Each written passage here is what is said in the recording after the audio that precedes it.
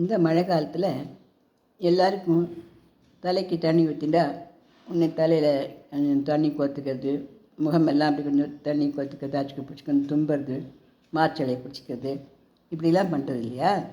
இதுக்கு சரியாகிறதுக்கு ஒரு முதல் உதவி ஒன்று இருக்குது.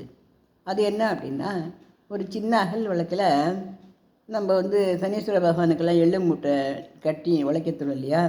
அந்த மாதிரி கடுகு மூட்டையை கட்டி நல்லெண்ணெயை குத்தி விளக்கு ஏற்றணும். விளக்கு ஏற்றிட்டு அது மேலே ஒரு சில்வர் ஜல்லடியை மூடிடணும். மூடிட்டு நம்ம ஒரு போர்வை எடுத்து நல்லா போத்திட்டு அந்த விளக்கு ஏற்றிச்சுக்கோ இல்லையா, அதுக்குள்ளே உட்காந்துட்டுருக்கணும். அதுக்குள்ளே உட்காந்துருந்தோன்னா என்ன ஆகும் அப்படின்னாக்கா, அப்படியே கன கன கன கன கன கன கன கன கன கன கன கனன்னு அந்த வெப்பம் இருக்கு இல்லையா, அந்த வெப்பத்தினால மூக்கு, கண், தலையில், மார்லெல்லாம் கொத்த சளியெல்லாம் நல்லா கலையும். அது கலையிறது எப்படி தெரியும் அப்படின்னா, நல்லா உடம்பு முழுக்க வேர்த்து போகும். உடம்பெல்லாம் சட்டை கிட்டெல்லாம் அப்படியே குளித்த மாதிரி ஈரமாக உடம்போடு ஒட்டிடுவோம். அதான் அந்த சளி எல்லாத்தையும் எடுக்கும். அது அந்த தண்ணியத்தை உடம்புக்கு அதிகமான தண்ணியத்தை எடுத்துடும்.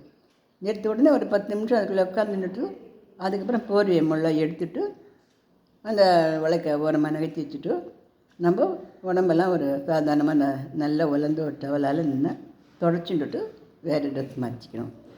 இது நமக்கு அந்த தலையில் கோத்துண்ட தண்ணி, முகத்தில் அந்த இடத்துலலாம் தண்ணி கொத்துக்கிறது, மூக்கெல்லாம் அடைச்சிக்கிறது, மூச்சு விட முடியாமல், சில பேருக்கு ஆஸ்துமா இருந்ததுனாக்கா மார்ச்சளி, கைன்னு இழுக்கிறது, வலியெல்லாம் இருக்கு இல்லையா, இது எல்லாத்தையும் நல்லா சரிப்படுத்தி விடும்.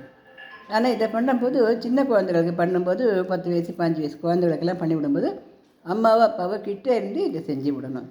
நாம் செய்யும் சுட்டுக்காத விட்டுக்காத, அந்த தீ காயம் வந்துடாத, அந்த தீ பொரிய எதுவும் இந்த பட்ஷீட்டில் இந்த போர் விலை போட்டுடாமல் ஜாக்கிரதையாக பண்ணிக்கணும்.